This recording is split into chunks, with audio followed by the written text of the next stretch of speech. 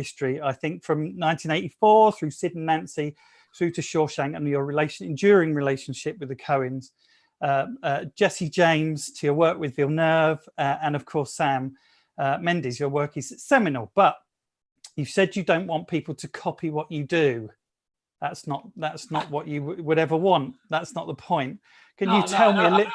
I don't mind people copying. I don't think it's a very good idea to try and copy because, you know, everybody has a different kind of eye. So why copy me, you know? Well, I think people could do worse than that. But of course, to 1917, and congratulations, of course, on your second Oscar, almost in succession, which is, I guess they're a bit like buses. You wait for ages, and then loads come all at once. Hopefully. I don't know. I suppose That's so. very Yeah. interesting. Yeah. and of course a fifth BAFTA for cinematography, which of course is not to be sniffed at all. And to 1917, 10 Oscars in nominations in all, with 3 wins, 9 BAFTA wins, countless other nominations and wins. This particular show struck a chord. Why do you think that was? Yeah, I have no idea. I thought it was quite good. I mean, I thought it was quite a good story, and it's definitely a kind of quite original way of telling a story, but it's a very particular story that could be told in that way, you know, and Sam had written it with that kind of concept in mind. So, yeah, beats me sometimes when a film's successful or not. You mentioned Shawshank Redemption, it bombed at the box office. Go figure. Yes, well, no, there's no accounting for taste, I guess. Yeah. The one-shot concept, of course, have been talked about a lot, and you've said that it was written on the front of the script by Sam. What were your feelings about that? And did you think he was joking, or did you think it was, did it read like that? Well, I mean, just seeing it on the front page of the script before I read the script, yeah, I didn't know if it was a joke or it was just written there as a, for instance, or whatever. But then when you read the script, it becomes kind of obvious because it's sort of a real-time story and it's basically set around 2 characters. So no, it seemed like a good plan once you'd read the script, you know. What was your feeling about oneers up to that point? What was the longest oneer that you'd sort of set out to achieve before that? I mean, I have no idea. I mean, done long shots on different things, but you don't really think of it like that. It's like Shawshank had that one. Yeah. Shots seem to find their own length, you know, usually on a film as you sort of block with actors or talk with a director. They sort of find themselves in a way. I think shots do. You know, I'm wary of gimmicks. You know, I think that the role of cinematography is to immerse the audience in the story. So I'm a bit wary of any gimmicks. Like I'm kind of known for saying I don't like zoom lenses and I don't like flares. I don't like artifacts. I want the image to be as immersive as possible, really, you know. No film is a product of any one person. Of course, these things can never be made by one person alone. And you had a trusted team around you, obviously working closely with James. But Gary, you'd worked with Gary before. What had you worked with Gary before on, and how did you both get into? How did you even begin to approach? No, well, that's a bigger question. But what had you done with Gary before? Well, I'd done Skyfall with Gary, you know, and Gary, I'd worked with Sam on the last Bond movie as well. But how did we start? It was I called Gary up and we met in a restaurant in Notting Hill, and you blame me. Huh? And you blame me. Yeah, right. I mean, it was like, you know, it's such a departure really from what either of us has done. So I was a bit nervous approaching Gary about it, really. I wonder if he would really take it on, you know, because it didn't seem initially that it would be actually so intensive as it was in terms of cranes and movement and tracking vehicles. It felt much more like it was going to be some kind of remote stabilized head and somebody walking with it, you know. But then as we went along in prep, I think the hardest thing for Gary was that you were on Star Wars, so you weren't with us as it all started developing and we were trying to figure out how to do it. So we had Malcolm with us, and both Malcolm and us were talking with you, but it must have been very frustrating for you trying to finish something and knowing that you're going to have a lot of catch up to do when you came over to us. I mean, who's Malcolm? Is that your best boy? Yeah, no, Malcolm's the A-camera grip, and we've been working together for, Malcolm McGilchrist, that is. We've been working together for 10 years. So when we work on the cranes, I do the back of the crane and Malcolm does the pickle. You know, the telescopic arm that goes in and out? Malcolm does that, and we've been doing that for a while. And then we always work together. And I was on Star Wars and Malcolm was on Star Wars with me. But there was no way I could have left Star Wars the way it was. And so Malcolm jumped in to go with Roger, and I got a replacement for Malcolm on Star Wars. And he done the first. He must have done the first 6 weeks, I think. And then I arrived, and all hell broke loose, really, I suppose. You know, what's really funny, Gary, is that you came a little bit later than some other people had come, and we got to watch this process because everybody, when they showed up, it took them a couple of weeks to get past that one take thing and go, well, we could do it with a cut over here. No. And everybody had to go through that. You're right. Yeah, I remember Gary saying a couple of times, well, can we cut here when we want to be around here? Can we come round? Yeah, can we just come round here? I mean, what had happened though is that Malcolm was with us, and we basically did some very rough, I say we, it was Sam and George and Dean, two main actors, and James and myself, and Malcolm, and we would, and Peter Cavalcouti was with us. Well, he was a little late. Went away. Charlie Rizek was with us most of the time, and what we did was we rehearsed like in an open field and mapping out what the set would be, where the trenches would be, where the farmhouse would be. And so we rehearsed the scenes and worked out, you know, basically the flow of the camera relative to the actors. So by the time Gary came on, we had a very specific plan of what we wanted the camera to do, but we hadn't really figured out all the intricacies of that. You know, a lot of it, obviously, we thought Charlie could do it with the Trinity, or Pete Cavalcouti could do it on a steady camera straight away. And then some we thought, well, we could do on a tracking vehicle. And then it just gradually built up. Some we obviously had to do with Technicranes. And then we rehearsed and with this, the Stabilize remote head. And we figured how we could do handoffs. So then we had to break down the whole script into, you know, it's technically into the sections we were going to approach. And also, we didn't know the Stabilize beginning. And as we were continuing along in prep, we began to realize more and more the Stabilize could be used for certain. I was very wary of it at the beginning, because I found it really difficult at the beginning, although I use a geared head a lot, and a remote head a lot. But it took me a while just to get into the rhythm of it and the speed that the actors were going to be moving at some points in the story. You know, that sort of zigzagging motion was quite difficult. So we did a lot of rehearsals with Malcolm before Gary came on to figure out how much we could probably do on that head. So I say, when Gary came on, we went through all the possibilities again with him and then built on that. That's it. I mean, was it what? I mean, was this sort of stuff? That was what I was going to ask you, really, just about the timeline of that. Of you know, even going back to almost camera choice, because obviously you used the Mini LF, which was only in prototype at the time, and the fact that you needed to be mobile enough and it needed to be small enough to be able to achieve what you did. What was the timeline of that, and then you getting into this, you know, using the Stabilize?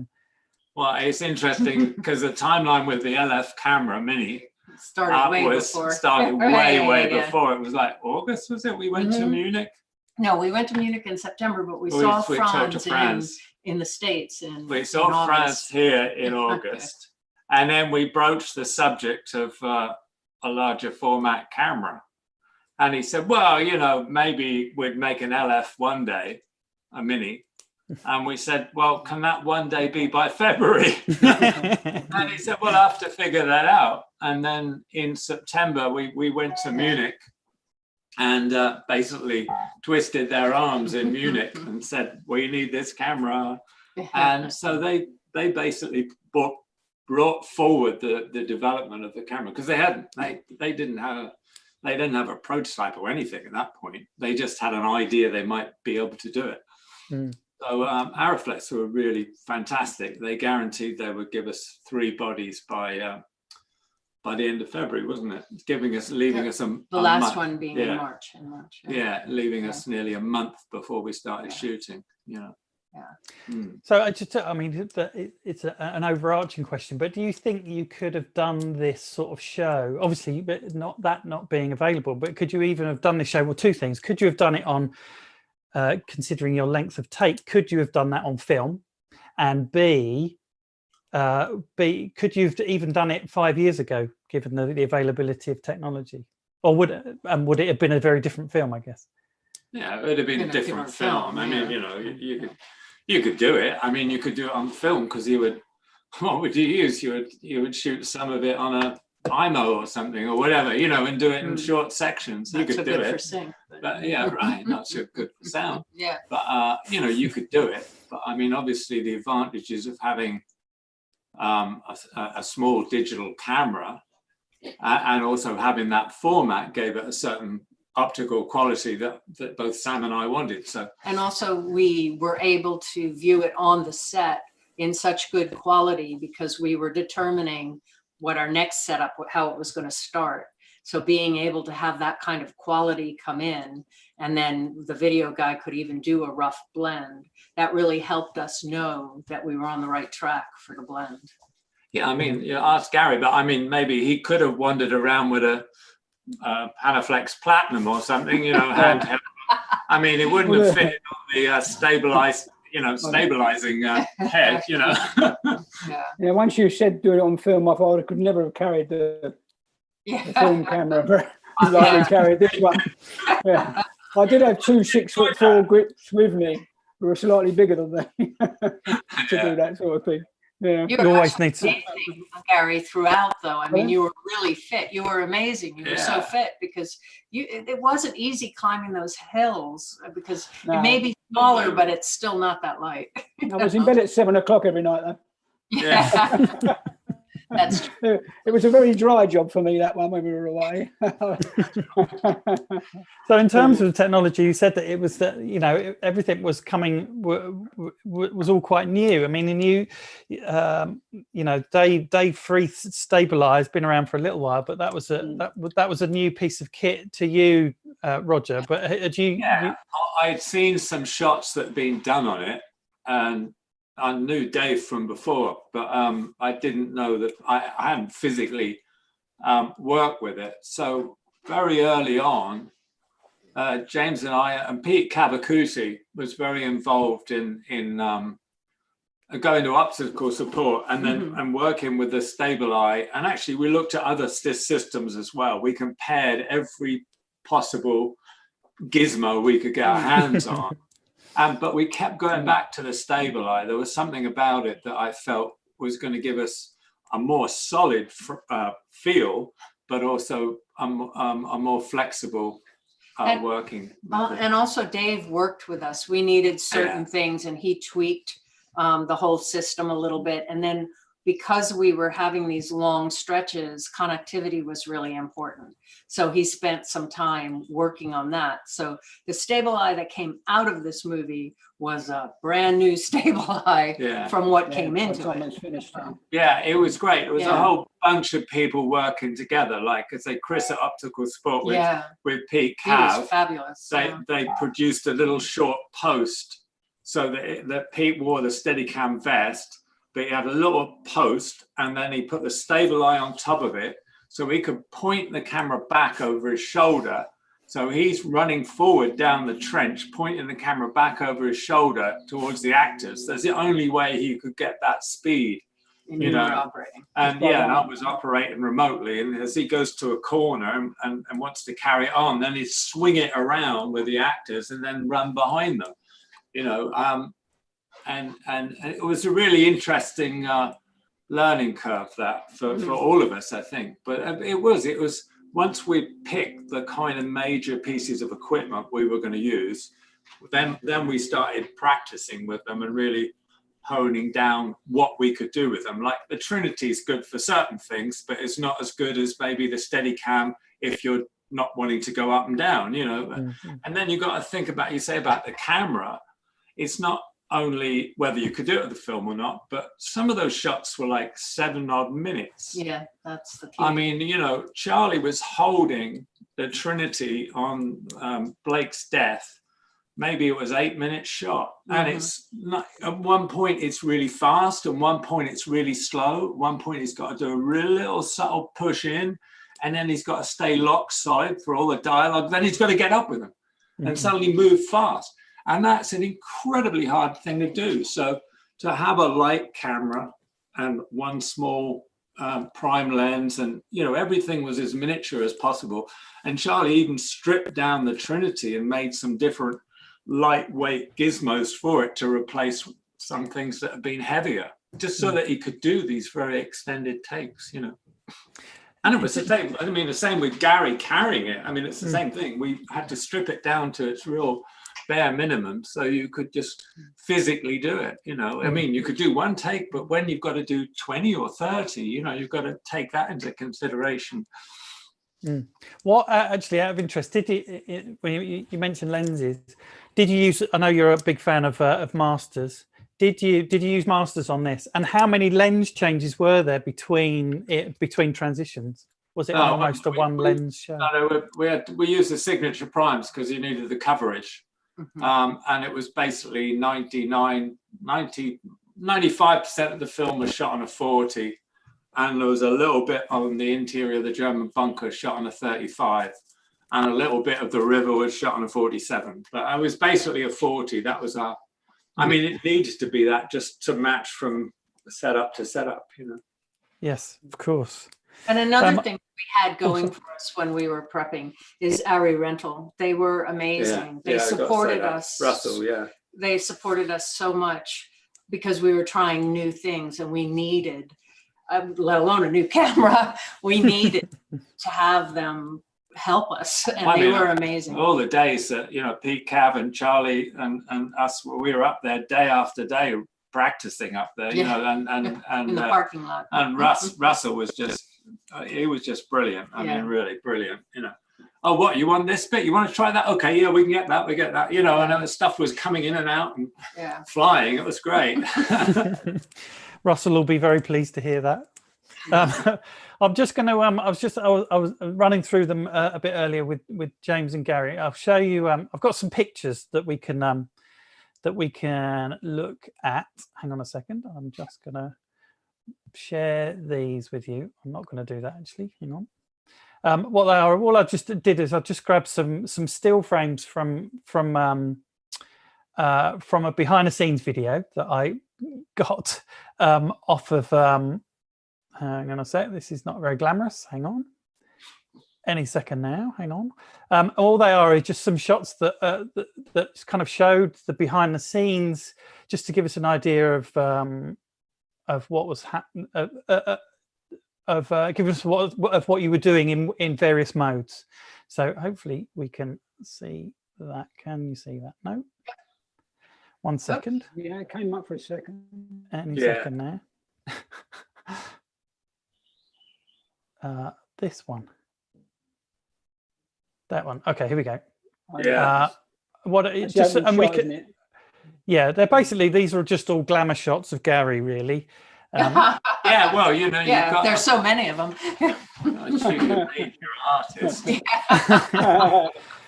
So I mean, just all I wanted to do really is is to they're just triggers really for us to sort of look at what was going on. Gary was explaining obviously that this was this is the right at the top of the show, isn't it? So it's when they This was when the we opening first. shot of the film. Yeah. This is And can you tell us about how that Mm. how that starts, Gary? You were saying about a crane, about a small arm. It's the opening.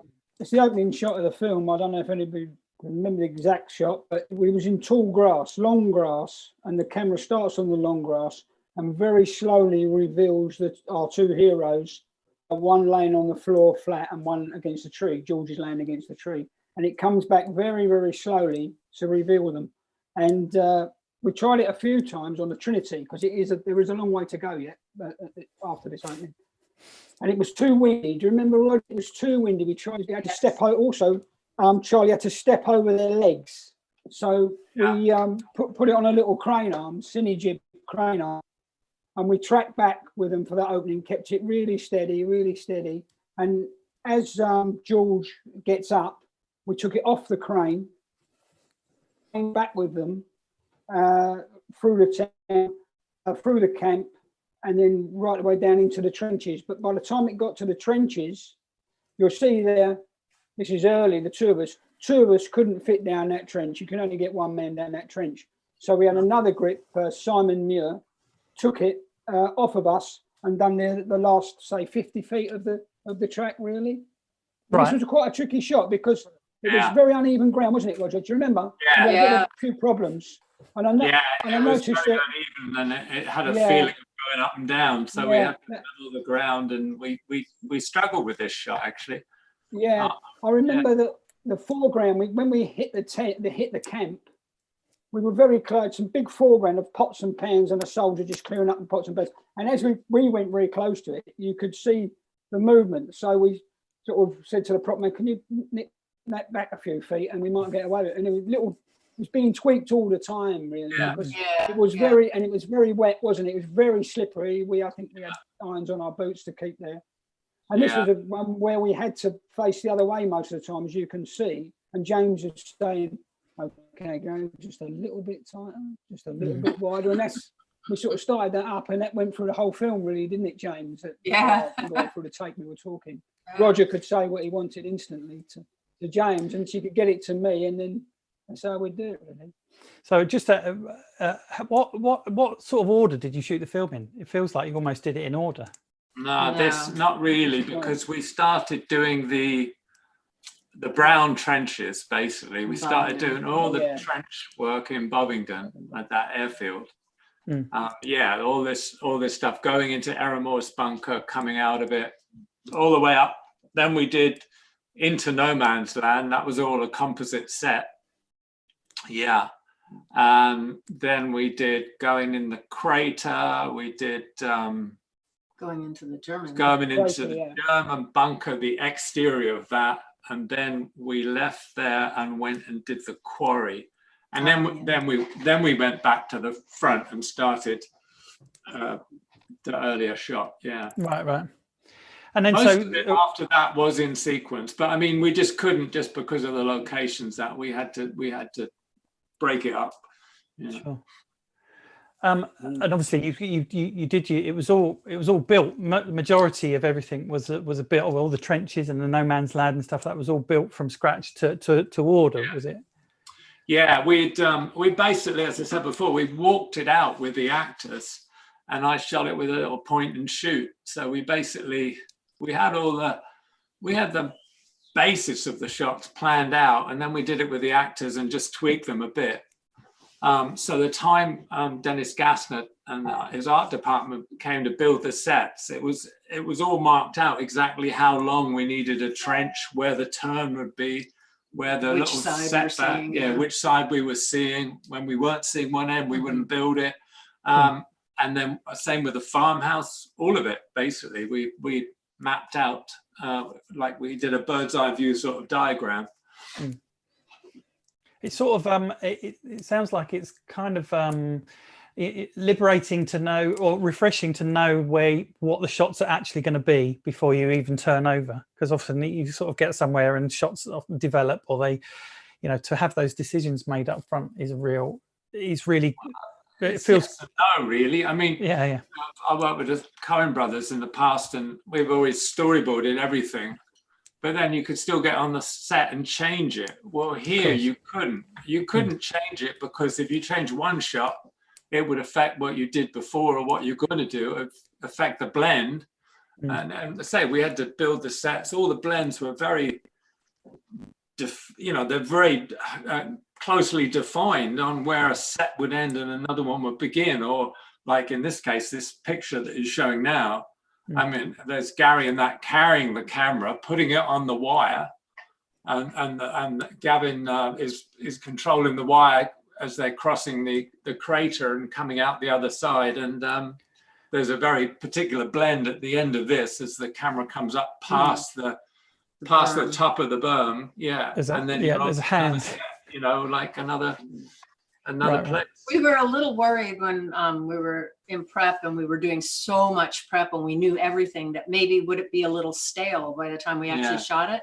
But the fact of the matter is that we had to wait for the clouds. The clouds could maybe be only 5 minutes. So the amount of stress on everyone kept it very fresh. Adrenaline was up. Yeah, Gary, you should talk about this shot, working with a wire rig. You ever done anything like this before? No, never done it before. And I've done obviously wire cam before, but when we've actually put the camera on it. Because what we had here, I don't know if you can flip back to the first photograph. Is that awkward to do? No, that's right. This trench here, the two boys walking along becomes very narrow and very slippery. And I've got the two boys here. So there's Simon Muir and Malcolm McGilchrist to my side. Malcolm's actually holding me because it was so slippery, and I'm going low with it. When I get through the narrow piece, the two boys take it off me, and they're both 6'4". And in comes the wire cam comes down, and they place it onto the wire cam, and off they go all in one shot. Yeah. So it moves. You see now, I've gone now. I've dropped off. Oh, you've fallen you're in a crater somewhere. I've had enough now. Yeah. And it continues, then drops into the quarry, and obviously there's that great low shot across the water as they climb up the side. So Gary, the sides, you had to figure out how to clip it on and off without a bobble, right? How did you figure that out? Well, that really started with, I mean, this is quite a straightforward one. As long as you put it on smoothly, it's fine. But when it's on the crane, we found that, I thought, how are we going to do that? Because the minute you take the camera off of the crane, it's like a seesaw, isn't it? The balance is going to go completely. It's going to go straight up in the air, the crane, and it's going to be a problem. So a bit labour intensive. But what we had to do, I would hold the handle of the camera as it came in. The boys would be on the crane. They'd push it past the lower, so it came off the crane without you noticing it. So, i.e., the crane would be pushed down by one of the groups. I think Gary Gizzer Smith was doing that. He was pushing it down, so it stayed in the same place. You see, so it just kept going. The camera was there. The crane kept going, but the camera stayed there. And then they would either stuck it back or swing away, and we got the knack of it really, and it worked really well in the end, I think. I mean, couldn't see the joint, could he? There was the shot of the thing. I think the tricky thing about it, though, was like here you're going onto a wire rig, but the wire rig that has already got to be moving at the same speed as they're carrying the camera, as Malcolm's carrying the camera and putting it on. So it has to feel like one movement. Yeah. I mean, there was no digital fixes in there at all. Yeah. It was actually smooth, because I was operating and I couldn't tell when the camera was on. We never knew. Handheld or when it was on the wire. And suddenly it's on the wire going over the. It's on the wire, on the wire. Well, that's impressive. That's testament to the to camera handling right there. That's amazing. Yeah, but as I say, in prep, when we'd nailed down how we were going to do this shot, then we started practicing it. Gavin Weatherall actually set up this wire system on the back lot in Pinewood. I'm Shepperton, rather. It's Shepperton, so we could do the sequence where we're crossing the canal, but also we could practice these handoff. Yeah. I mean, I can see from that picture anyway, that it is literally just hooks. I mean, and I could see that there were safeties were going on, but was there any issue with that, or did the stab head take that out of the of it actually, because it goes into a swing, so there's like almost A another little axis. bit, but the head takes it out. I mean, Yeah, that was the thing about this, is Yeah. a very low-tech solution. You know, I know people sometimes use magnets and that, but I think Peter Cavacuti was saying that he's seen it with magnets, and there's always a little bump. And we did try it, I think, with a magnet. Yeah. With Dave Freeth, but it was always this little bump. And so we found this very, very simple, really, isn't it? These hooks, but it worked best. And sometimes the low-tech thing is the better way to go. Quite. Yeah, very Quite. And it had to be quick. Well, you couldn't, you had no time to fiddle with it. It had to go on very smoothly, very easy. So it worked quite well. I thought the most pressure really for me was that they had to put the safety on, because we only had 3 camera bodies, and we had no chance of getting another one. So Don't break the camera. Don't break the camera. Yes, more than ever before. Don't break the camera. Absolutely. Yeah. There's another quick shot just of Pete Cav with his. I believe I've seen it's a dragonfly is what he created, wasn't it?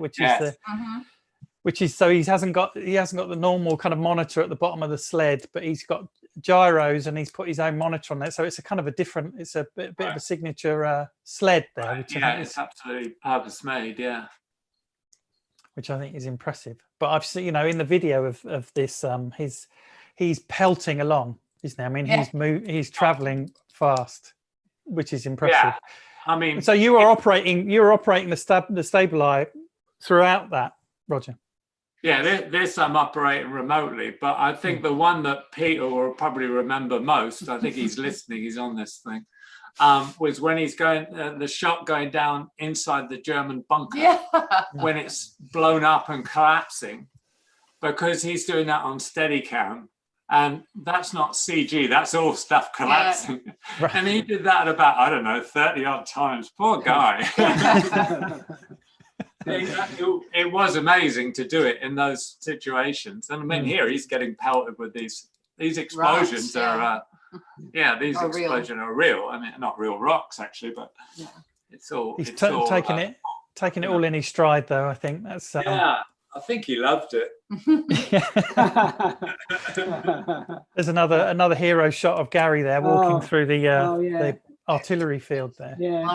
Steadicam arm to judge this. That's the start of the steps, isn't it? They come out the quarry, we go past the big gun, and then we climb up that, I don't know, 100 foot steps up to the top of the steps. It's a good shot there. Yeah, this was the shot kind of breaks on the white going past that gun. So this is kind of like the start of the shot, and the previous shot was done. Charlie did it on the Trinity. So then Gary and Malcolm had to match the previous shot. So we would rehearse the beginning over and over until we got the motion and exactly the right timing of George and Dean passing behind the gun, because obviously you have to match that perfectly to make the shot work as a blend. And then we would do the rest of the shot, which is actually they end up walking backwards up the hill, and we put some steps in the hill, so they could walk backwards looking down at George and Dean as they come up. And then there's another blend as they go into a woodland at the top of the hill, the location called the Burnt Copse. And then that move at the end of that then has to match what we were going to do in Salisbury. This is somewhere near. Where's it? I don't know where this is. It's near. That Salisbury was a long way away. This was one particular location. It was just the 3 shots, the quarry. Yeah. I mean, I think that there's some, I think that there's a lot of people I know that have all studied this film, and kind of everyone's looking out for maybe those transitions. But I think that there's an awful lot of transitions in there that are just properly invisible. Do you know how many transitions there are? We won't tell. Sorry. Yeah. I appreciate that. Actually, Sam and I said, well, let's not tell anybody, see what they say, because there are actually more than most people think. Because just practically a lot of it you just could not do in without changing the equipment. Like here, you go behind that gun or by that gun, and it goes from a Trinity to the stable eye. I mean, we did try and see if the Trinity could go up that hill, but it was evident that it Yeah, wouldn't. I mean, you go up that hill for one shot, one take. Yeah, right. One take. You know. We went up it 20 times. Yeah. Yeah. No, I mean, it's, Yeah. But there's something to be said, I guess, of them, but having 4 feet on the ground and being able to manhandle it between 2 people. But and then the stab head well, then the thing is Gary and Malcolm are putting themselves in the right place, but they don't actually have to, they don't have to manipulate the camera and the framing. So to do that all together, but where, say, Pete is doing Steadicam or Charlie Rizek is doing Trinity, there can only be shots where they can actually see their monitor and actually be able to control the framing. So the stable eye was brilliant, because it was, Gary and Malcolm have to know where they need to be to get the frame, but they're not actually pointing the camera, if you know what I mean. Yeah, I mean, Gary, you mentioned about comms earlier. How did that work for comms? I mean, was Pete and Charlie, were they on comms to you? Yes, to you, Roger? They were also on comms with me during it, so we could have communication, because since everything was in one take, if something changed slightly, we might want the camera to go slightly to the left or the right. Yeah. That's almost as live, which is cool. I mean, a lot of this, this is the closest to theatre that I think we get, isn't it? It's those kind of the oneers, and I love the performative thing. They're very seductive, and it's the energy that comes from those, I think, is really something that everyone on the unit can really thrives on, because all the moving parts have to hit, don't they? So there's real energy from that. This was quite. I think what made a big difference and really helped was, again, that we'd shot rehearsals. Yeah. Okay, not with the actual set, but we had shot here before the set was dressed. With the actors. And we had taken frames out of those rehearsals. So maybe this shot, there would be like 3 frames to show what you wanted to see. What I wanted to see, or what Sam and I right. wanted to see at that moment. Yeah. So I think, Gary, that really helped, didn't it?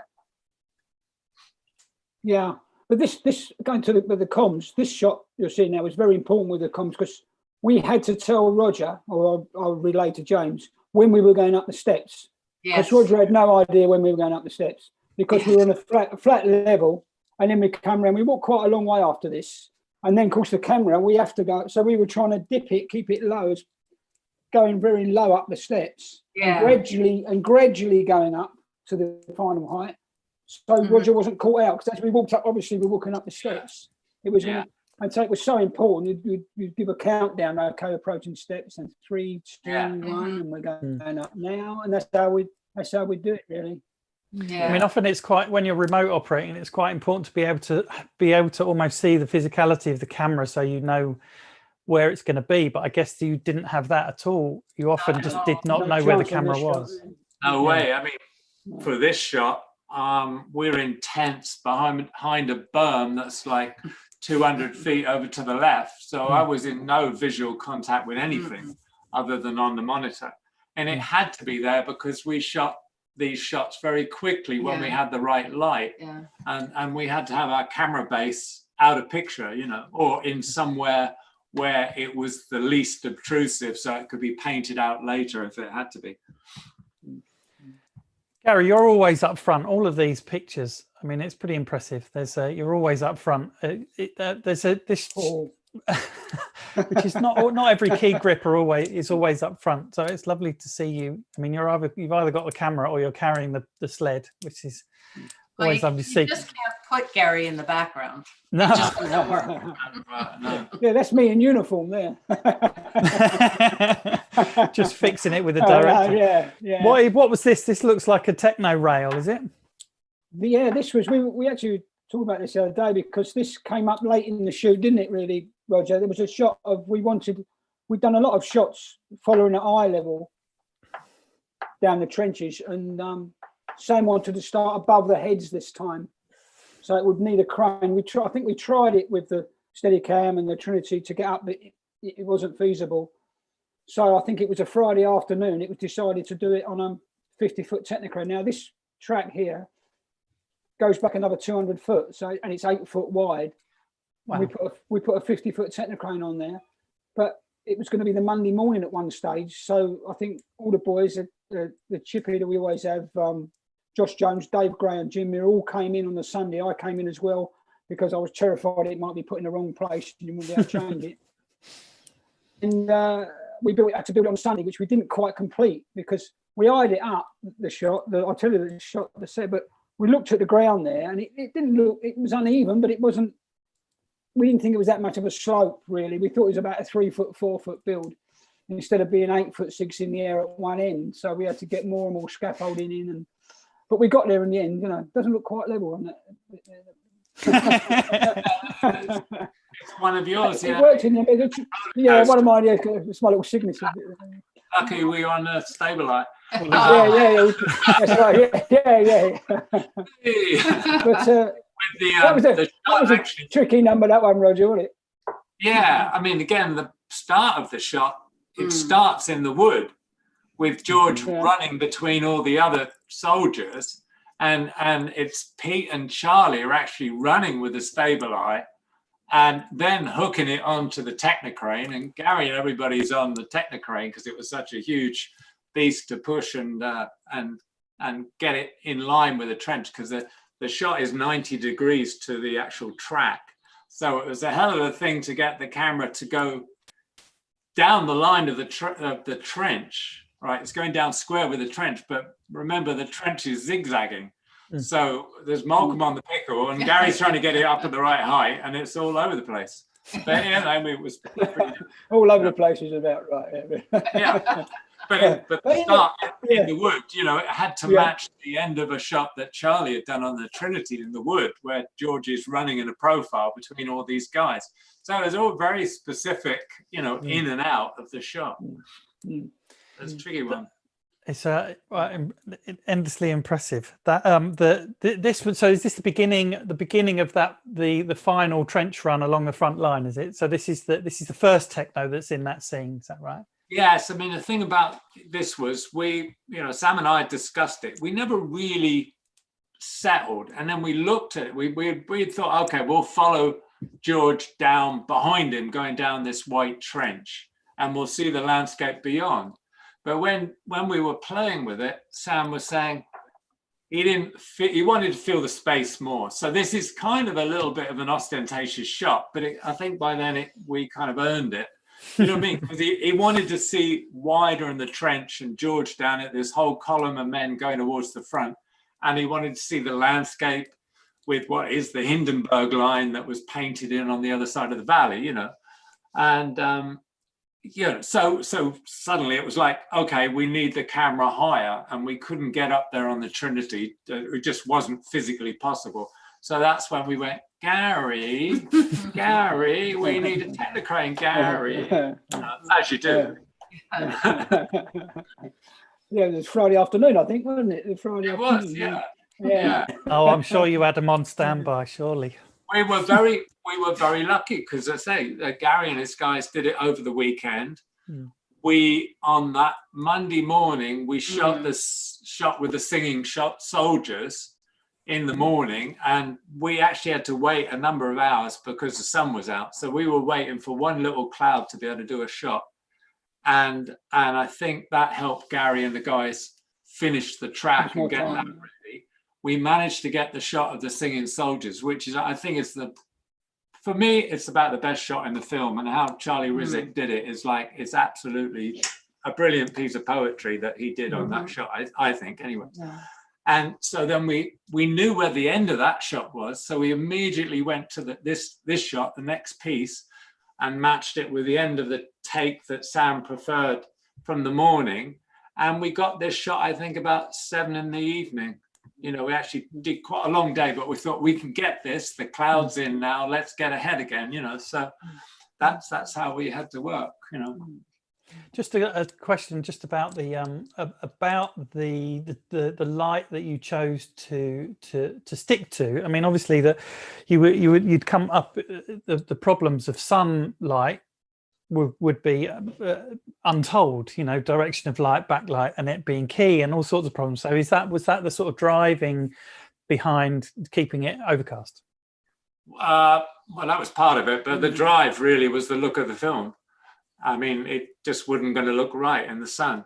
It'd be too cheery. Yeah, I mean, it just wasn't going to look right. But yes, I mean, just in a practical sense, how do you match anyway? How do you go from a backlight to a front light and not have it look? No, it was just all wrong. And because the script is supposedly, you know, starts really kind of late afternoon, goes into the night, you know, then cuts forward into the late night, early morning dawn. And then this had to be before sunrise, because really sunrise doesn't happen to the last shot of the film, which is the most lucky shot we did, in my mind. But anyway, because the sun comes out at the end of the film. At the right time, But no, I mean, it just for the look of the film and the logic of the story, I felt you had to shoot in cloud. Let's go to. This is I mean, there's lots to get to, but this was one that intrigued me. I mean, I've done this. I've done something like this in a thing that I shot where we had Steadicam just stood in the back of the truck, but the camera rotates around and ends up in an over behind somebody sitting on the left-hand side of the thing. Did you work with the platform on the truck as it was traveling, or was it process work, or how did that work? No, we had the flat that opens up. Right. So this is in Glasgow. This is the dockside in Glasgow. So the match here is the camera starts behind the soldier sitting to the left of the truck, the back of the truck there. So that character behind George, the Sikh character. Yeah. And the match is on the white behind his back as George gets out. Gotcha. So we made this edge of the truck kind of breakaway so that Charlie could get the camera here behind him to match. And we'd already shot the shot inside the truck, which Gary had done by himself on the Stabilize handheld, which you're looking out the truck with George in the foreground. You're looking back at the road receding. And then Gary moves around, and George is looking at platform, right?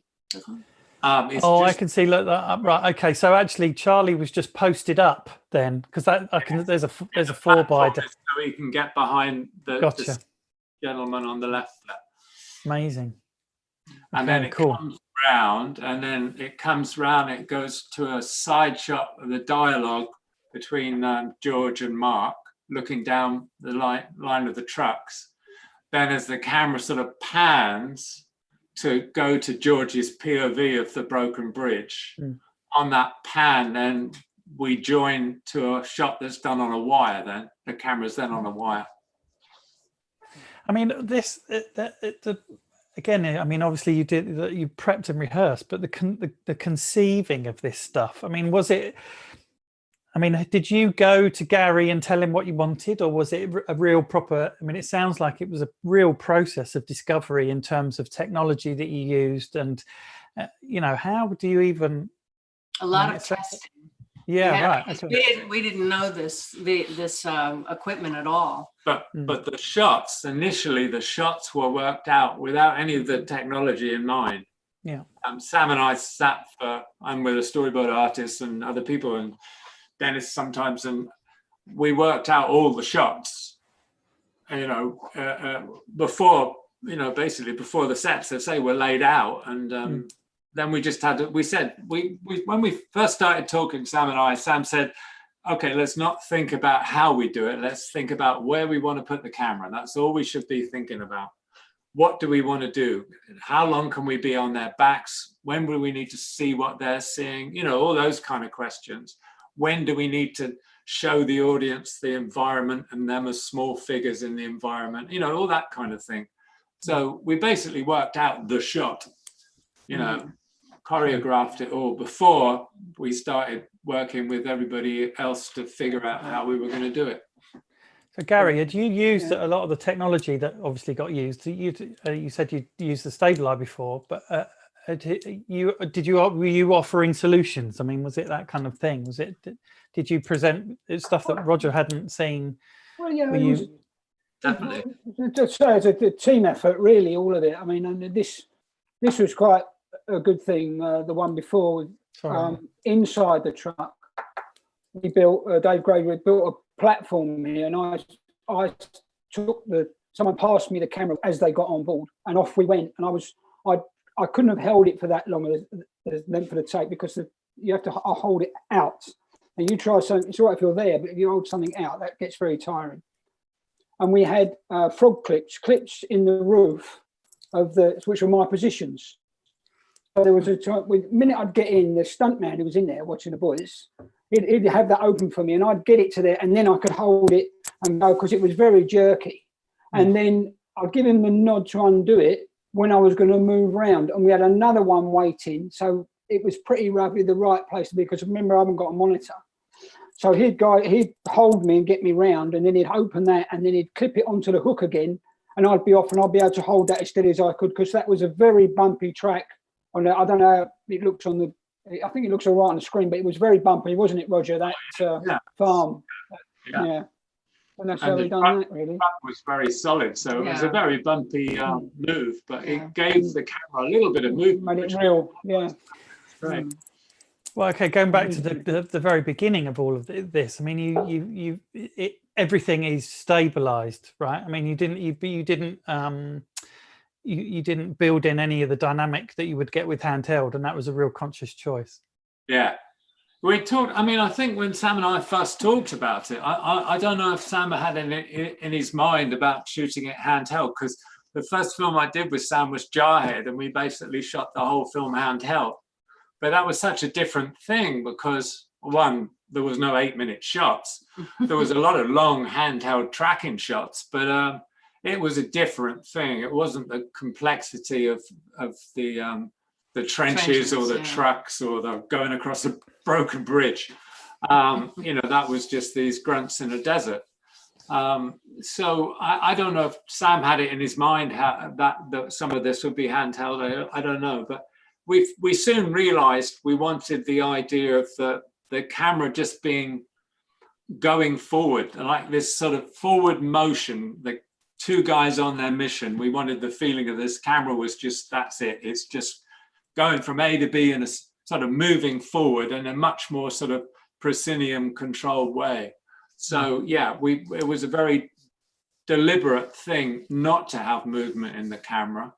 And there was a few times, there was actually one shot where we'd done it and Sam thought there was too much movement in it, so we did it again, actually. Right. Yeah, and I think that's right, because we wanted a real solid feel to it. That's interesting. This is this is Pete Cabb's rig in the chalk trenches. Yeah, that was after to get Pete. I hope he's not listening. He is listening. I'm sure he is. The interior of this is Mackenzie's bunker. I think it's Mackenzie's bunker. Anyway, the interior of this, I thought the shot Pete did was absolutely phenomenal. And then now this is easy what he's doing here. He's just going up the trench. Getting blasted out with stuff. Getting blasted out. That's nothing, There's another shot of Gary and his hook on. Yeah, this that's a bit early. That looks like that's quite early. Looks like it's the camp. Is that the first camp or the second camp? That's the opening shot of the film. That is. Is it? Those scaffold tubes are on the cine jib, and that's where we just lift it off the crane, and then we start the long walk back. Right. Yeah, that's something. So I see. So we're the boys are behind us. In that sort of right, okay, cool. The trench is right in front of us. Yeah. So this was Charlie and the what turned into Blake's death scene. I mean, this is astonishing. Yes. How did that all work out? And there's there is a mode transition within this scene, isn't there? A mode transition. It came from a steady cam and then went into Trinity and when they exited the farmhouse, right? It's stabilized, wasn't it? We ran back near Malcolm. When they come out of the farmhouse, it's Pete is doing it on Steadicam, and George finds the milk and he watches the plane. That was Steadicam, then when we pull back, as the plane comes towards us, it's Charlie, and it ends on this. Then Charlie repeated that move for the next bit as the guys get up and they try and get the pilot, well, they get the pilot from the burning plane. That's Charlie doing the move around the plane. Then that goes all the way up to the German pump. I mean, not the water pump, when the German gets shoots Blake, and then the next piece is the 8-minute shot of Blake's death. That's all one take. Again, it's Charlie all the way. He had to work a bit that day. Yes, he did. I've read something where he said he doubled his exercise regime, which it clearly paid off. He did. I mean, there were some days he was obviously after 30 or 40 takes, he was really beat. Yeah. But I mean, it was amazing. What he had, it wasn't just doing the takes, because this one long sequence of Blake's death, we had basically got the idea of the shot in rehearsals, but we needed to really refine it on the set. So the boys went through the whole motion without actually acting it, and Charlie just needed to get that sort of the feel of it. And we did that when the sun was out. And then that was the evening of one day, I think.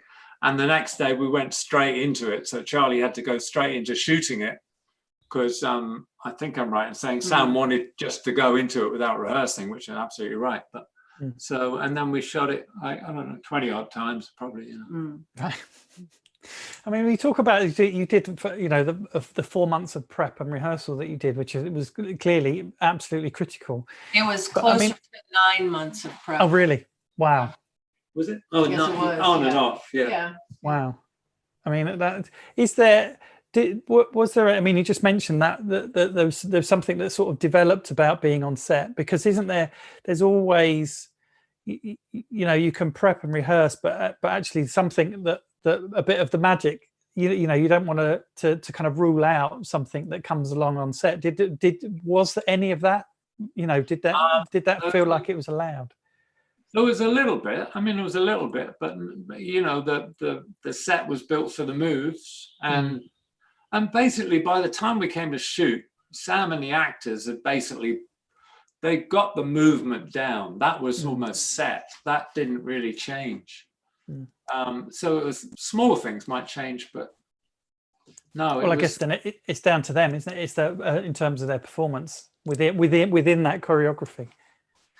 Well, yes. I mean, but the thing is, for the shot to work with their movement, they had to almost have it like second nature. So I think by the point they did all this sequence out at the back of the farmhouse, they basically had their action down.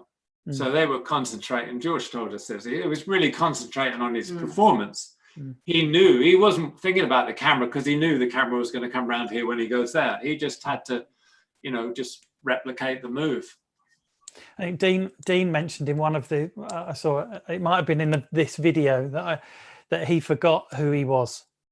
Yeah. I mean, it was so I think for them, for cast as well, when you're allowed to exist in this kind of 360 universe, you really. I think for them, they both said it was rather like doing a play. So on a stage, you have certain movements. It's a blocking on the set, but then they concentrate on their performance. After that, that becomes second nature, the actual place where they've got to be and the timing of what they do. They'd also been with us for 6 months of rehearsals, so they knew all of the crew. So it wasn't a feeling that they were coming on set and performing in front of people they didn't know. They knew everyone really well, so I think that helped. It sounds like an extraordinary experience for everyone and everyone all focusing, all those moving parts heading towards that goal. It sounds like an amazing experience. Let's come to it's obviously a bit more of that. This shot got me. I watched the film again yesterday. This one I was pretty convinced that this was a crane across the river, but the fact you built a deck, that's impressive. And is that you again there, Gary? Yes, that's right. It's me and Malcolm again. And that was, these are out of order. Obviously, this is just prior to the song, I think. Yes, That's right. He collapses on the bank, doesn't he? And then he hears the voices, and then he walks up to the voices. Yeah, that's right. We started behind a rock, didn't we, Roger? In the end, we had that. I think we had this 3/4 built, this deck, but it goes much further this way. And on the day, I think we put probably another 20 feet in, didn't we? And we ended up starting walking on rocks. And I think it's a reveal from a stitch. We go through a rock, and there's George. And then me and Malcolm take over, and we let him get away. And he climbs over the bodies, doesn't he? And then we meet him on the bank. We chase him up on the bank. I think we go round him a little bit.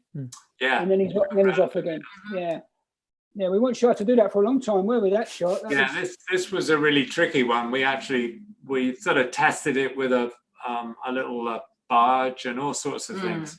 But it ended up, this seemed like the most solid way of doing it, you know.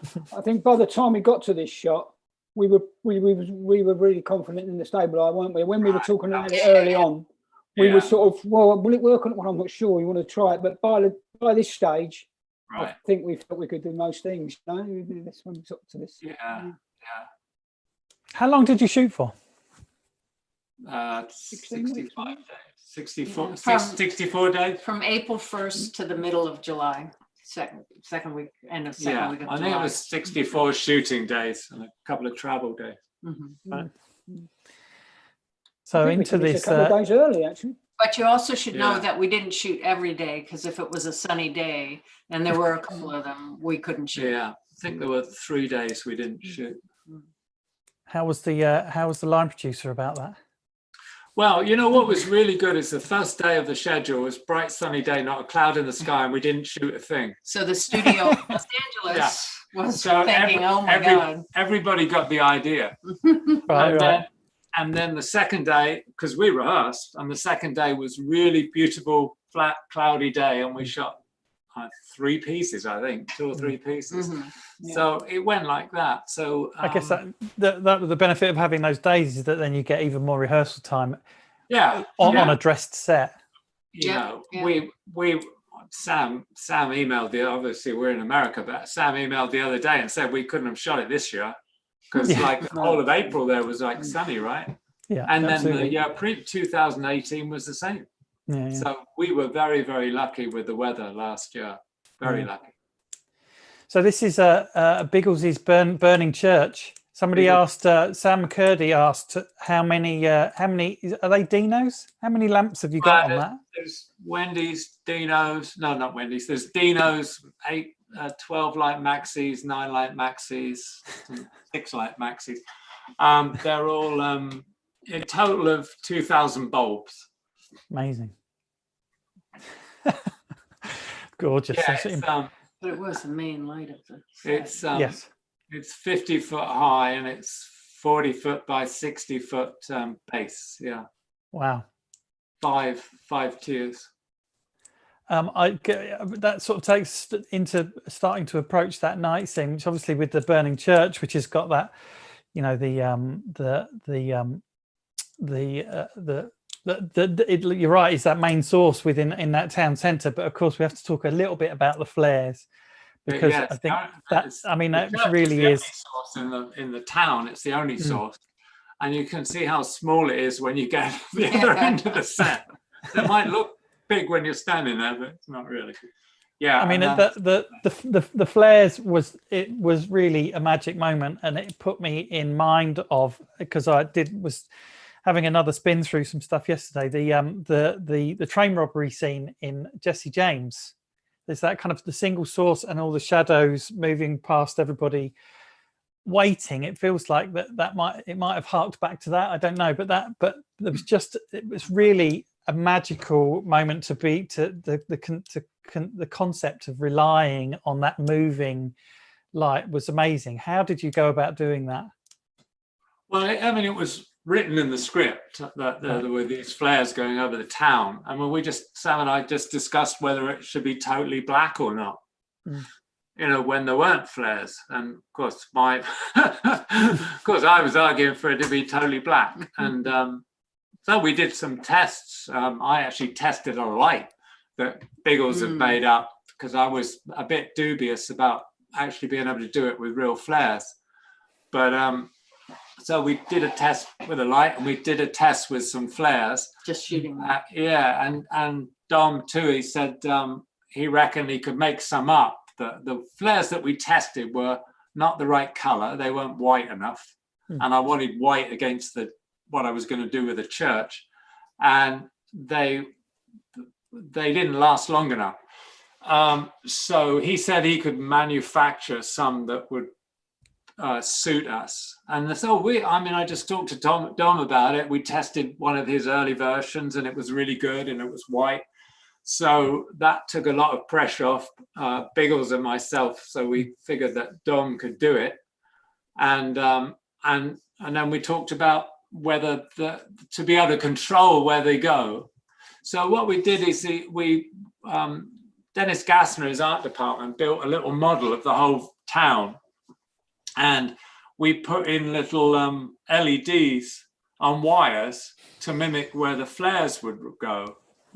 So we had it all mapped out where George was going to run, and where Sam wanted the light on and off and all that, and the timing of it. So I say with working with Niall, art director, and with Dom working on the flares and where to put his cranes, we had all this worked out on a model. And also the buildings could move, so you could see the shadows. So we moved the buildings to make the shadows do what they do. And then we had some floaters that on the night, I actually moved in specific places to help. And it was so you had your own home moving set of building-sized gobos. Yeah, I mean, it was fantastic. I say, I mean, but the flares are really down to Dom. He did a fantastic job. Yeah. And because they're all on wires, as you see, they're all on cranes and wires. So there's 6 cranes, and he's got them on they're computer controlled, so they arc up and down. And he was just changing the speed depending on where we wanted the flare at a certain time. Amazing. So it's really brilliant. Well, it's a wondrous moment. I think it's it really is quite magical. Which is this is a fascinating shot. It's Charlie in a breakaway window. Yeah, takes us into the town square run. Actually, it doesn't, because we did it like this and it didn't work. Okay. So we, in the end, Gary, right? We did it on a 50 foot techno crane. We had. Actually, is that what that is? That looks like that. That's the techno coming out the window. That's right. Yeah. Yeah, we had to rip the back of the set off because the movement going up the stairs and to the window, we needed that move to the window absolutely solid. And we shot it once or rehearsed it, and there was always a bit of movement in it, and it wasn't Charlie's fault. He just couldn't keep it that solid, having walked up the stairs. Yeah. So Gary said he reckoned he could get the Technic crane in the back if we ripped the wall off the set. And so they basically did an overnight or an overday, because we were on nights, and we came in the next day and shot it on the Techno. Yeah, we pushed, the window slides to the left as I come on a cue. As we come inside, the window's there on the wide shot, but to get me through with the arm, that was on a pulley, and the boys pulled it to the side, and I walked through the window and down that short steps, and then it dissolves into the next crane, doesn't it? Yeah, there's some steps so that the camera could start going down as the last flare disappeared. So the only thing that was in the frame was the church fire and the silhouette of that big archway. So it was an easier match between that and then the shot that takes it up is also on a Technicrane that starts in the same position, but now the crane's on the ground and it comes down to the ground. Amazing. Love that. Is that Sam and George there? Is that? Yeah. With your tower burning. You used various things. This was all really quite high speed. So it's looks like a Mill. electric tracking. Is That's that? right. Yeah, Polaris, Polaris mill, yeah. And we had all the way. That is that Pete Cav on that. yeah, that's Pete on that one. Yeah. And then obviously then a handover. What I was curious about this was the transition as he goes in. Yeah. It sort of it tracks left through the little Side of the building. Is that was a cut, right? Yes, it had to be because we were on a set and we're on stage set once we go inside there. Yeah. I mean, it moves into really quite the chiaroscuro of the scene with the mother or the woman with the baby is just astonishing. Beautiful single source stuff that I really love. So that was impressive. I wonder. That was kind of a little scary actually doing that because well, actually, yeah, single source, but it was really difficult to light that because there is only single source, just the fire in the hearth of the fire, the boiler. So that boiler had to be designed so the light would light the shot. So it's, I don't know if there's not a picture probably, but the front of the boiler is slightly curved.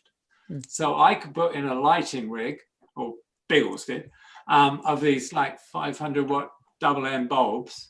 And the light rig was slightly curved and there was some diffusion on the front of the opening of the boiler so that the light would kind of fade off around. So it just reached where the girl was starting, where Claire was starting in the shot. And then it would reach round to the bed. So there was some light on them before she turned up the oil lamp. And the oil lamp's obviously just a 500 watt bulb in the oil lamp. And it's because you don't have a single place to put a lamp. And if you did any lighting that was like above shot or whatever, it would be just so unnatural. So, it was really crucial that whatever lamp was in shot was actually going to light the whole thing. So it's the same with the flashlights in the bunker. They might look like flashlights, but there was about 6 weeks of work went into making those. Yeah. Well, I was going to ask actually earlier about those, but were they of a period, but did they feel period. like they were period because Lee had gone to France and bought some in Paris, some proper flashlights, and but then we remade them, and we remade them just slightly deeper. And there's a big kind of glass dome at the front where the light comes out behind. And that dome is slightly bigger on our version, very slightly. And then Biggles found a little LED that could go in the back of it. And it was just far enough away that when we sandblasted the dome and left the little clear hole in the middle, you got that particular beam. So that's why there was a lot of testing on that. Testing and development on that. So we got exactly the right beam for that space we were going to use it in. Amazing. That was obviously a rehearsal of. This was this. I think this might be the take. I think I've got the rehearsal of that earlier. But just this was spinning through that. This was on a wire rig, was it? With a Libra. That's a Libra head, isn't it? No, that's a technical crane on a tracking vehicle. Oh, right, okay. Yeah, it's on a tracking vehicle, yeah. And it stays on there, it doesn't come off. And this is up to the... It's a Libra, yeah. This is up to the jump off into the river, right. Which is then take over into that. Sorry for whipping through these. I don't want to make people nauseous, sorry. Yeah, you haven't got a shot of it, but we had to the last run to the bridge used the same section where he comes out the lockhouse and goes to the town. Yes. So Dennis had to that shot. You go back to that wide. That one. Reused this piece of set, changed a lot of the structures around. But we basically used the same road. They built a bridge underneath us, stripped out the lockhouse, And then the right-hand side of this, we had to take away all those structures. So the tracking vehicle had a rope. The camera that it Technicrane is an arm out of 45 degrees. Wow. Wowzers. Let's just get to. Yeah, there. So, you know, There's that's a bit of shot of you with a camera on your shoulder there, Roger. there was one handheld shot, actually, it's in the movie. Amazing. It's just when George falls down the stairs. In order to get that, it was I needed to do it handheld just to get the speed of the move. It must be nice then, out of all of that, getting the camera on your shoulder again for that. It was, yeah. Could get rid of everybody else then, Gary. Just need somebody holding your belt, that's all. It's great. Yeah, absolutely. That would have been pushing me, I think. Of course, that sort of takes us, I mean, all after the nighttime stuff and then the amazing, the rapid sequence, of course, that was, it takes us into this, the big final scene, or at least the final trench run. So this was that handover. I haven't got a better picture, I apologize, but that handover from one techno on a rail down into the, and then he's back out of it and on the run. And I've seen that there's a video clip on YouTube of Gary in uniform, I believe. He's grabbing the. Is there? I didn't know that. I didn't know that. There is, a shot of you grabbing it off of one techno and running along and throwing it on another techno. I mean, that is that's sounds like a lot of could have gone wrong in that one, with all the SFX going off. Yeah, a lot of it could have gone wrong, but actually, it actually didn't. The first take was pretty magic. Yeah. But we did rehearse it a lot. And again, it's one of those shots we rehearsed back at Bovingdon, in fact. You know, the idea of coming out of a trench, putting the camera onto a moving crane that's already on a tracking vehicle moving. We rehearsed that quite a lot on the airport at Bovingdon. But we didn't have a trench. Oh, we didn't have the full. We didn't trench. have a trench, so it was still a sort of is it going to be all right? Right, but we didn't have two Technocranes because that was that's right. Second Technocrane, actually. Yeah, we didn't have two and so if you can think that photograph, everyone's looking at the other side of the trench. I don't know, 300 yards up the line is a track, a 50-foot track with a Technocrane on it. So the shot starts. Oh, it's over this way, this end, right? Yeah. Yeah. So, but it's obviously we're on the move now, and he's running. But so it's a long way up the trench. On the opposite side of the trench, we've laid something like a 50-foot track with a 50-foot arm Technocrane, and it starts down in the trench with George looking at the mayhem around him, and then we push slowly into George on this crane, and as he climbs up the side of the trench, there's a pause, and we take it off, and as he goes to move, we then run backwards with it and place it on the next crane, and Brian Houghton, the driver, the Bickers driver, takes off with George then. Yeah, but we've done that on a Mini Libra. Oh, there it is. Yeah, we've done it on a Mini Libra because it was we weren't quite sure. It was just a heavier thing to do, and we knew we didn't have to travel far with a Mini Libra because it's quite heavy to carry it. We only carried it about 20 feet, 30 feet to do the transition, really. And I guess if it's with a slightly heavier head, you and then moving at speed on a tracking vehicle with a techno, it would soak a lot of that up. Yeah, well, that's what we thought. Maybe the stabilizer would have worked, but as we had the option of being able to carry the Libra, we thought we'll maybe go with that. You know, it might have worked. But, yeah. I've got a picture of it if you want. Oh, great! No, if you can, if you want to share that, that would be amazing. Let me. Why am I not able to share? I don't see. Share screen. Yeah, there we go. Okay, let me just. Yeah, I just have to move it over so we're not on. We did actually again though. We did test that run with a Stabilize, and then I remember Gary saying, I think we'd be better off with a Mini Libra because there was a little bit. There was so much speed, and it was quite a bit of a bumpy old field there. There was quite a lot of movement in the Stabilize at that speed. So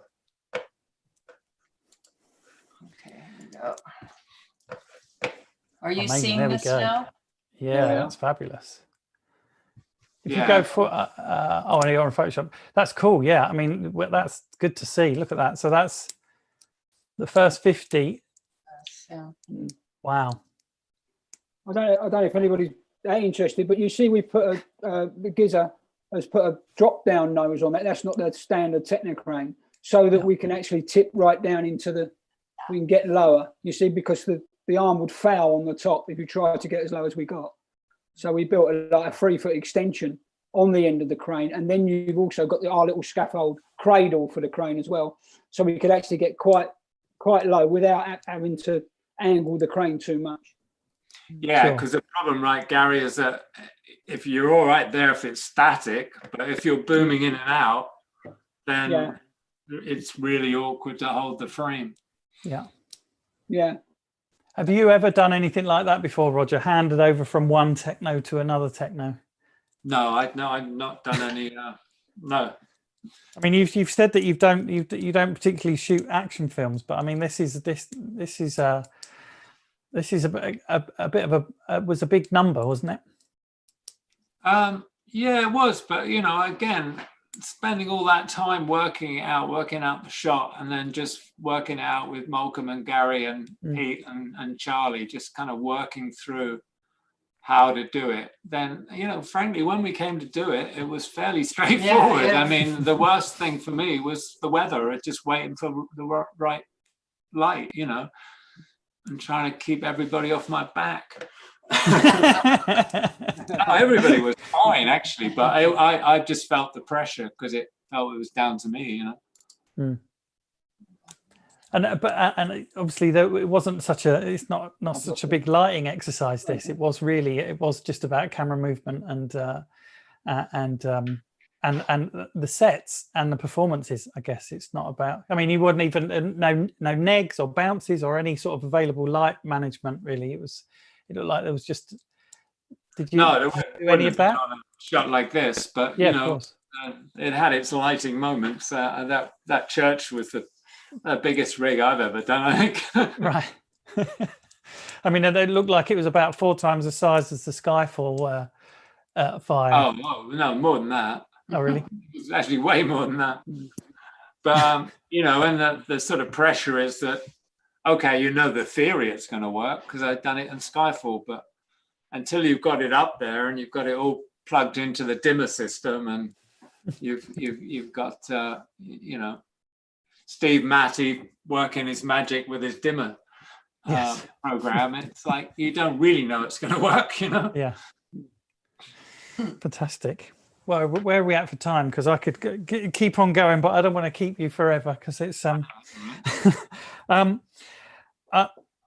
let's have a quick look. We've got a few questions here, and I think we've hopefully covered the majority of them. Let's just have a look for some.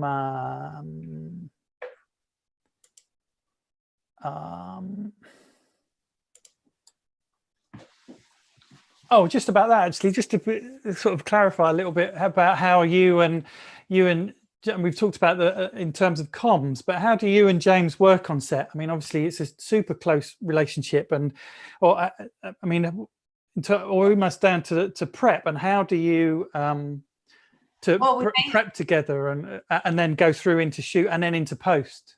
Oh, we approach it as a team. We do it all together, and so when we get into post, we're figuring it out together, and it allows Roger to then go do something and I can go do a meeting for him, or I talk with visual effects a lot to make sure. Sometimes they suggest ways to shoot something, but it's not so good for us. So I talk to them about why they want to shoot it that way and how we could maybe compromise and shoot it a different way. And I do the digital workflow. So I'm checking dailies all the time and going in every morning and tweaking, and then coming back and letting Roger know what I've seen, and then seeing what we're shooting that day so I know what it's supposed to look like. And when producers come on set and they have a question about something happening next week, they don't go to Roger, who's a little tied up. They'll come to me because I know the answer. So it's allowing him to just focus on the visual, and I can handle all that other stuff of talking to people and stuff like that. And then in post, of course, I'm going through it and always checking when we're in the DI, checking with the visual effects, at what point is this shot? Is it done, or are you still working on it, and things like that? Or when we see a problem, or when we're shooting, if there's a problem with the camera, I follow through and figure out what it is. Yeah, we had one little problem with the camera. It was nothing to do with the well, I mean, I suppose it's something to do with the design of the camera, but it was a power issue.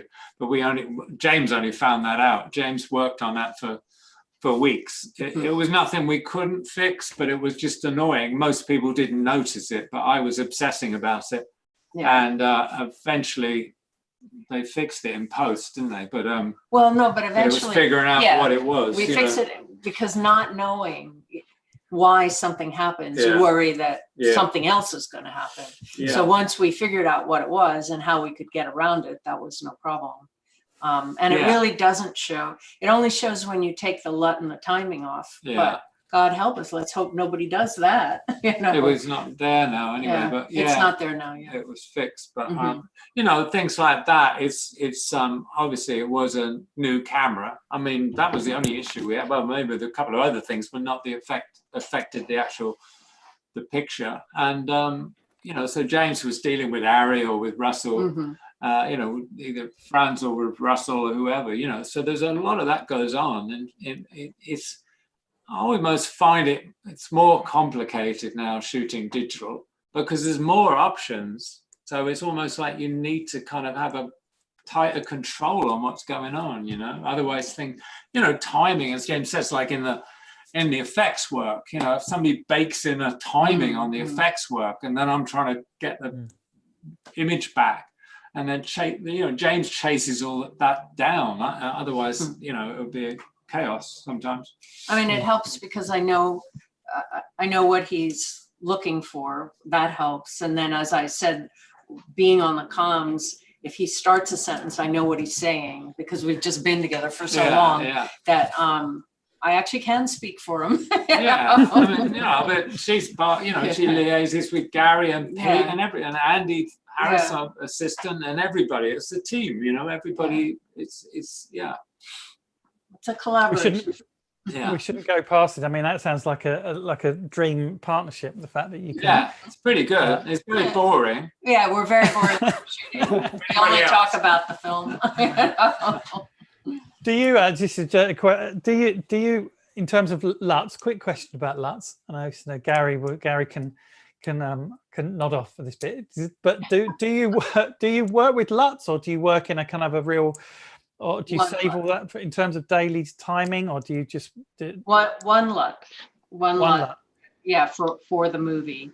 But Roger tends to shoot it the way he wants it to be. So we're not fixing it afterwards. It's shooting it like film. Yeah, basically. I mean, I shoot like I'd be shooting film, So I have one LUT and that's it. We generally, before a movie, once we know what the movie is and sort of what we're going for, we'll go in and check that LUT to see if we need more contrast, we need whatever, little tiny tweaks, but it's basically the same LUT. Yeah.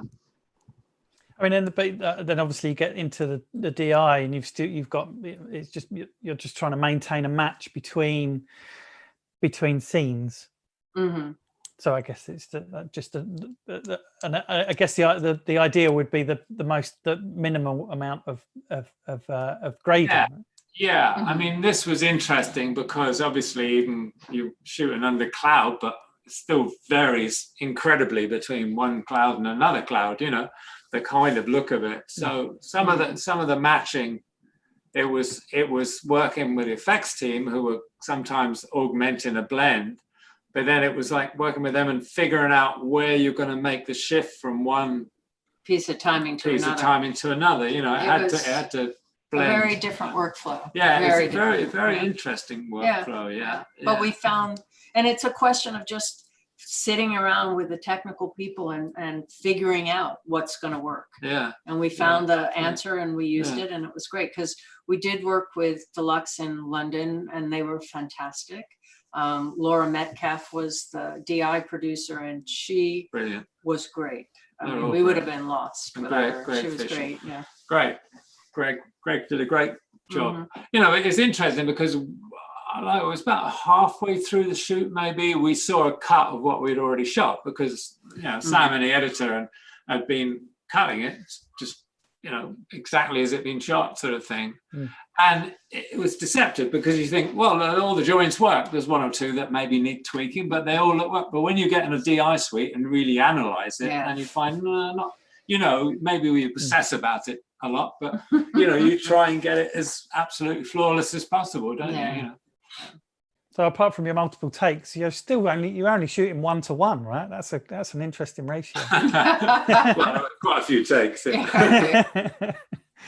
But you couldn't lose anything. I mean, that's what I think Sam's talked about. That is that those, you know, everything that that was intended to be shot had to be used, because that's the there's no editing.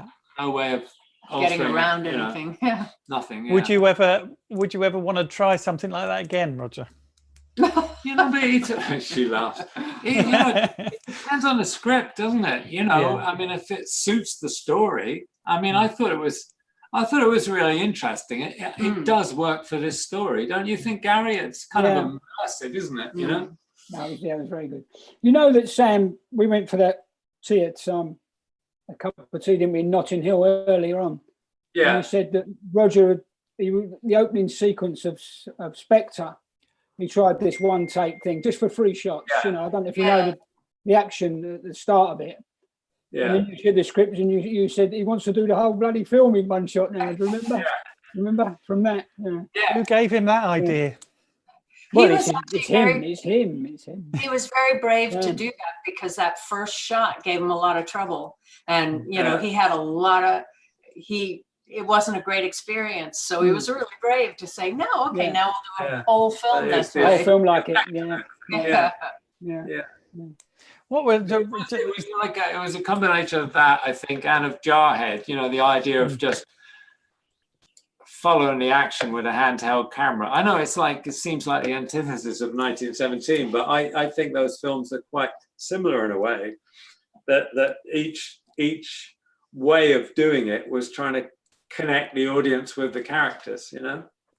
Yeah, I mean that speaks to the immersion of it, doesn't it? Because it becomes a character when the camera becomes a character that is taking part, or us as an audience are witnessing what's going on. I think that's and getting that close, but also getting that wide. And I think that's, you know, I was thinking about Russian Ark, and I'm sure you've seen that, but there was something about Russian Ark, although it was amazing at the time, that it wasn't.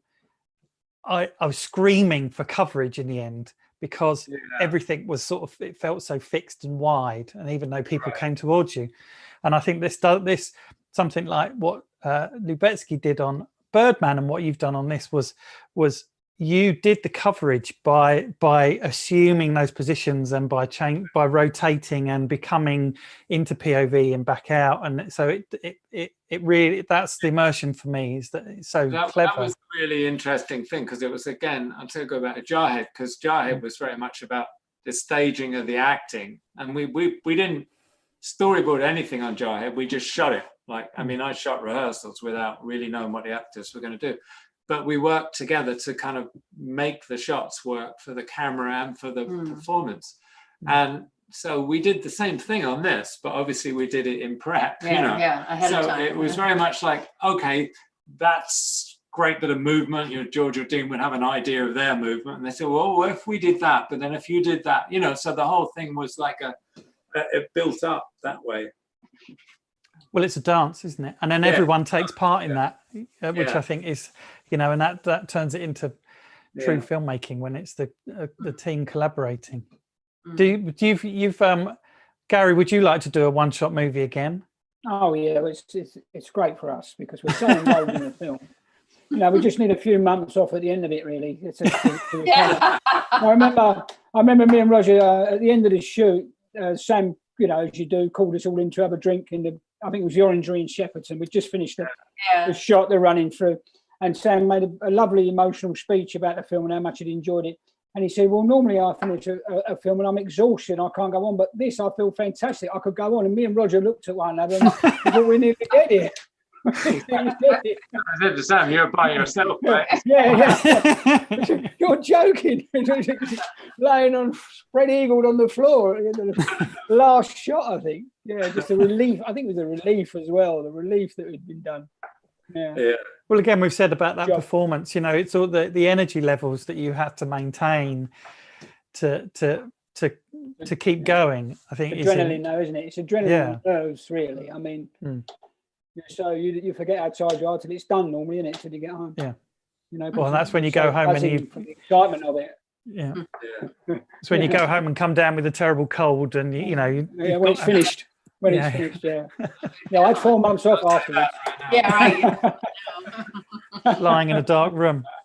Well, I can't thank you enough for taking the time. I really appreciate it. I hope it's not been too painful for you, Gary. I know Roger and James are becoming experts at this Zoom business now. And of course, there's the Team Deakins podcast, which everybody should be tuning into. I'm sure they are. Thank you so much on behalf of DPs everywhere, Roger. Thank you so much. Thank you, James. Appreciate everything you've done helping us set this up. And Gary, what a hero. Thank you. Hey, Gary. And, thank you. Yes, I hope everybody stays safe and well and stays healthy, stays indoors, because, it's still, we're not over this yet. Good luck, everybody. Lots of love. Take care. Thank you, and love to you. Thank you. Cheers. Bye. Cheers, Roger. Cheers. Bye-bye. Bye. Cheers.